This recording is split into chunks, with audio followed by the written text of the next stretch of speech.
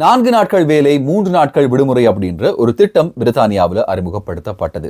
இது பரீட்சாத்தமாக வெற்றியும் கொள்ளப்பட்டது அப்படின்றது மிக முக்கியமான ஒரு விடயம். இது பாடசாலைகளையும் பிரயோகிக்கப்பட வேண்டும் அப்படின்ற ஒரு நடவடிக்கை பிரித்தானியாவில் எடுக்கப்பட்டிருக்கிறது. உங்களுடைய பிள்ளைகள் குழந்தைகள் இருப்பார்களாக இருந்தால் எப்படியான ஒரு தாக்கத்தை இது செலுத்த போகிறது அப்படின்ற ஒரு விடயத்தை பத்தி இந்த வீடியோவில் பார்க்க போகிறோம். புகலிட கோரிக்கையாளர்களுக்கான சட்டங்களை பிரித்தானிய அரசாங்கம் இருக்கும் இந்த நேரத்தில் மிகப்பெரிய அளவிலான ஒரு முன்னேற்றத்தை சந்தித்திருக்கிறது அப்படின்ற ஒரு தகவல் வெளியிடப்படுகிறது. இதன் மூலமாக ஏற்பட்டிருக்கிற அனுகூலங்கள் காரணமாக எதிர்வரும் காலங்களில் சட்டத்தை மேலும் சிக்கலாக்குவது அல்லது இன்னும் இருக்குவது தொடர்பான பல அறிவிப்புகள் முன்வைக்கப்படுகிறது. பிரித்தானியாவில் இருந்த இந்திய மாணவர் ஒருவருக்கு நேர்ந்த ஒரு சம்பவம் பற்றிய தகவல்கள் வெளியிடப்பட்டிருக்கிறது. இதேவேளையில ஏசியன்ஸ் குறிப்பாக செய்யக்கூடிய ஒரு தவறின் காரணமாக யூகேனுடைய அரசாங்கத்திற்கு பல்லாயிரக்கணக்கான பவுண்ட்கள் வருடாந்தம் செலவாகிறது அப்படின்ற ஒரு அதிர்ச்சி தகவலும் வெளியிடப்பட்டிருக்கிறது. இலங்கையில் இருந்து அகதி தஞ்சம் கோரி பிரித்தானியாவுக்கு வந்த ஒருவருடைய கேஸ் நிராகரிக்கப்பட்டு அது மீண்டும் அப்பீல் செய்யப்பட்டிருப்பதான தகவலும் வெளியிடப்பட்டிருக்கிறது. நண்பர்களுக்கு வணக்கம். இன்னும் ஒரு வீடியோவில் உங்களை சந்திக்கிறதுல சந்தோஷம். தொடர்ச்சியாக வீடியோக்கள் பார்க்குறீங்க, அதற்கு மிக்க நன்றி. முதல் தடவையா பார்க்குறீங்க அப்படின்னா மறக்காம சப்ஸ்கிரைப் பண்ணுங்க, இந்த வீடியோக்கு லைக் பண்ணுங்க, உங்க நண்பர்களுடையும் இந்த சேனல் மற்றும் வீடியோவை பகிர்ந்து கொள்ளுங்க. உலகத்துல பல நாடுகள் மாதிரியே யூகேலையும் ஒரு புதிய திட்டம் அறிமுகப்படுத்தப்பட்டது. 4 நாட்கள் வேலை செய்யறது 3 நாட்கள் விடுமுறை அப்படின்ற ஒரு லாங் வீக்கெண்ட் பிளானாக இந்த பிளான் இம்ப்ளிமெண்ட் செய்யப்பட்டு இது மிகப்பெரிய அளவிலான ஒரு வரவேற்பை பெற்று அதே நேரத்தில் வெற்றியும் கொள்ளப்பட்டிருந்தது.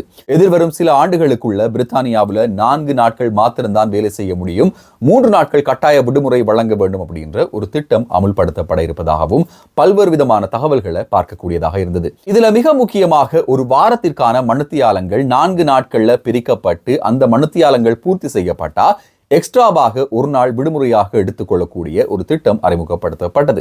இதுல ஆசிரியர்கள் மிகப்பெரிய அளவில் பாதிக்கப்பட்டிருந்தார்கள். ஆசிரியர்களுக்கான ஒரு திட்டமாக இது முன்வைக்கப்படவில்லை.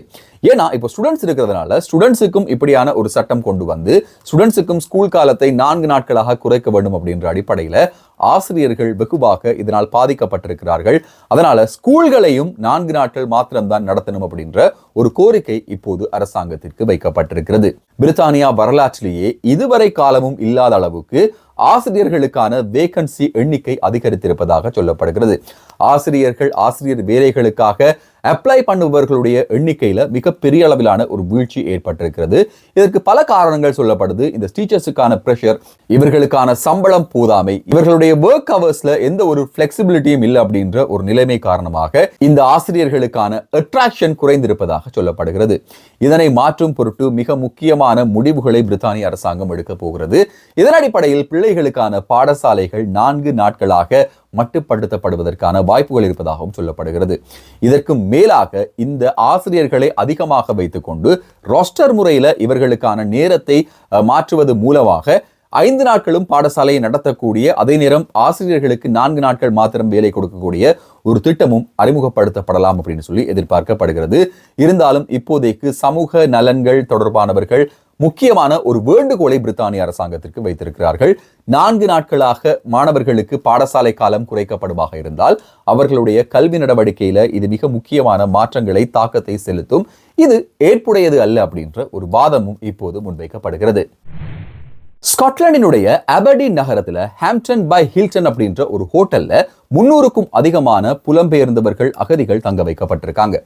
இந்த ஹோட்டல்ல வாசல்ல நடைபெற்ற ஒரு கத்தி குத்தில் ஒரு அகதி மிகப்பெரிய அளவில் காயத்துக்கு உள்ளாகி இருந்ததாகவும் போலீசார் உடனடியாக வந்து இந்த குற்றவியல் சம்பவம் தடுத்து நிறுத்தப்பட்டதாகவும் சம்பவத்தில் 3 பேர் கைது செய்யப்பட்டிருப்பதாகவும் சொல்லப்படுகிறது. இப்படியான வன்முறை சம்பவங்கள் புகலிட கோரிக்கையாளர்கள் தங்க வைக்கப்பட்டிருக்கிற ஹோட்டல்கள்ல அதிகப்படியாக நடக்கிறது தான் இப்போதைய புகலிட கோரிக்கையாளர்களுக்கு எதிரான பல கருத்துக்களுக்கு மிக முக்கியமான ஒரு புள்ளியாக மாறி இருக்கிறது. இந்த ஏரியாவில் இருக்கக்கூடியவர்கள், இந்த இடத்தில் வசிக்கக்கூடிய பிரித்தானியர்கள் சேர்ந்து இப்படியான குடியேற்றங்களுக்கு எதிர்ப்பை தெரிவிக்கிறதுக்கு இப்படியான வன்முறை சம்பவங்கள் மிக முக்கியமான ஒரு தாக்கத்தை செலுத்துகிறது.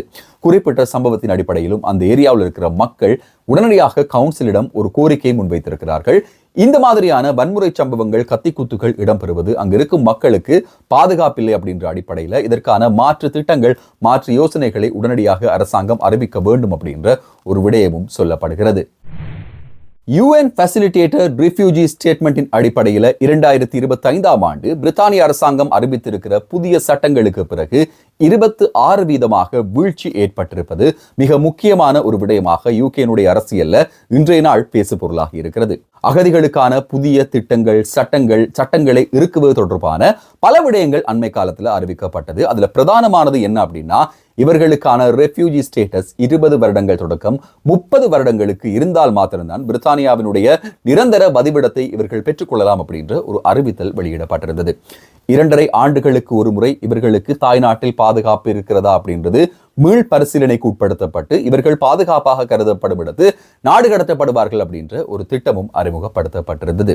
இந்த திட்டங்களுக்கு பிறகு அசைலம் கோருபவர்களுடைய எண்ணிக்கையில மிகப்பெரிய அளவிலான வீழ்ச்சி ஏற்பட்டிருப்பதாக சொல்லப்படுகிறது. இதே போல 2025ஆம் ஆண்டு இறுதி அளவில் ஸ்கில் மைக்ரன்ஸாக பிரித்தானியாவுக்குள் வரக்கூடிய சட்ட ரீதியாக வரக்கூடியவர்களுடைய எண்ணிக்கையிலேயும் மிகப்பெரிய அளவிலான வீழ்ச்சி ஏற்பட்டிருப்பதாக சொல்லப்படுகிறது. யூகேனுடைய தற்போதைய அரசாங்கத்திற்கு கொடுக்கப்பட்டிருந்த மிக முக்கியமான டாஸ்காக இருக்கிற மைக்ரேஷனை கண்ட்ரோல் பண்ணுங்க அப்படின்ற ஒரு திட்டத்திற்கு அமைய இந்த மைக்ரேஷன் ஓரளவுக்கு கட்டுப்பாட்டிற்குள் வந்திருப்பதாக சொல்லப்படுகிறது. இதனைத் தொடர்ந்து டோரிஸ் கட்சியினர் என்ன சொல்றாங்க அப்படின்னா, இதற்கான முழு கிரெடிட்ஸையும் லேபர் அரசாங்கம் எடுத்துக்கொள்ள முடியாது. ரிஷி சுனாக்கினுடைய கன்சர்வேட்டிவ் கட்சி அறிவித்திருந்த 2024ஆம் ஆண்டு ஏப்ரல் மாதம் வந்த சட்டங்களின் அடிப்படையில் தான் இந்த ஒரு வீழ்ச்சியை 2025ஆம் ஆண்டுல பார்க்கக்கூடியதாக இருக்கிறது. இது கன்சர்வேட்டிவ்ஸினுடைய ஒரு வெற்றி தான். இதற்கான நாமத்தை இப்போது லேபர் எடுத்துக்கொள்ள முடியாது அப்படின்ற ஒரு கருத்தை தொடர்ச்சியாக அவங்க முன்வைக்கிறதையும் அவதானிக்க கூடியதாக இருக்கிறது. இதே நேரம் அண்மையில பிரித்தானியாவில் அசைலம் கோரிக்கையாளர்கள் டாக்ஸி பயன்படுத்துவது தடை செய்யப்பட்டிருக்கிறது. பிப்ரவரி மாதம் முதல் இந்த தடை அமுலுக்கு வருவதாக சொல்லப்படுகிறது. ஏராளமான மிஸ்யூஸ்கள் இந்த அசைலம் சீக்கர்ஸினால் நடைபெறுவதாலும் இந்த அசைலம் சீக்கர் செய்யக்கூடிய மிஸ்யூஸ்களுக்கு பிரித்தானிய அரசாங்கம் உடனடியாக பதில் சொல்ல வேண்டிய ஒரு கட்டாயத்திற்கு தள்ளப்பட்டிருப்பதாகவும் சொல்லப்படுற இதே வேளையில படகில் வரக்கூடியவர்களை சோதனைப்படுத்தும் புதிய திட்டங்களும் இப்போது அறிமுகப்படுத்தப்பட்டிருக்கிறது. இதுவரை காலமும் எப்படி இருந்துச்சு அப்படின்னா, சிறுவர்கள் குழந்தைகளை பரிசோதனை செய்ய முடியாது. இவர்களிடம் சிப்ஸ் இருக்கா, இல்லை இந்த ஆட்கடத்தல்காரர்களுடைய கண்டாக்ட் இருக்கா, பிரித்தானியாவுக்கு வந்ததுக்கு பிறகு இவங்க அவங்களோட கண்டாக்ட்ல இருக்காங்களா அப்படின்ற விஷயங்களை ஆராயக்கூடிய அனுமதி இருந்தது. ஆனா சிறுவர்கள் குழந்தைகளிடத்துல இதை ஆராய்வதற்கான அனுமதி கொடுக்கப்பட்டிருக்கல. இனிமேல் வரும் காலங்களில் சிறுவர்களினுடைய வாய்களையும் பரிசோதிக்கக்கூடிய சட்டம் பிரித்தானியாவில் அமுலாக்கப்படும் அப்படின்னு சொல்லி ஹோம் செக்ரட்டரி ஷபானா மஹமூத் தெரிவித்திருக்கிறார். ECHR கோட்பாடுகளுக்கு அமைய இது எந்த அளவு தூரம் சாத்தியமாகும் அப்படின்ற ஒரு கேள்வி இப்போது எழுப்பப்பட்டிருந்தாலும் கூட இதற்கான வாய்ப்புகள் அதிகமாக இருப்பதாக பலராலும் சொல்லக்கூடியதாக இருக்கிறது.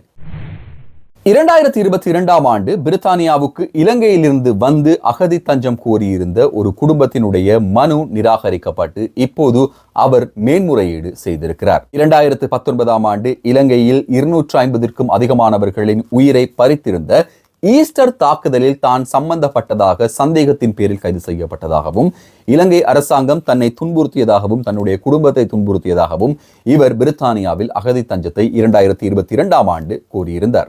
இதன் அடிப்படையில் இவருடைய மனு நிராகரிக்கப்பட்டிருந்தது. இதற்கு பிறகு இவர் இதனை மேன்முறையீடு செய்து பாரபட்சமாக நீதிபதி நடந்திருக்கிறார் அப்படின்ற அடிப்படையில் இப்போது விசாரணைகள் நடத்தப்பட்டு வருகிறது.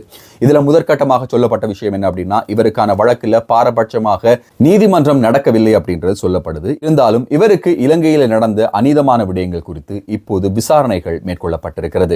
இந்த விசாரணைகளை தொடர்ந்து இவர் சம்பந்தமான விடயங்கள், இவர் நாட்டில் எப்படியாக பாதிக்கப்பட்டிருந்தார் அப்படின்ற விடயங்களை இப்போது பிரித்தானிய அரசாங்கம் எடுப்பதற்காக இலங்கையை தொடர்பு கொண்டிருப்பதாகவும் சொல்லப்படுகிறது. எதிர்வரும் காலங்களில் அகதி தஞ்சம் கோருபவர்களுக்கு நாட்டில் என்ன பிரச்சனை இருக்கிறது அப்படின்றதுக்காக இலங்கை அரசாங்கத்தோடையோ அல்லது எந்த நாட்டிலிருந்து அவங்க வராங்களோ அந்த அரசாங்கத்தோடையோ பிரித்தானிய அரசாங்கம் சேர்ந்து செயற்படுவதாக இருக்கிறது.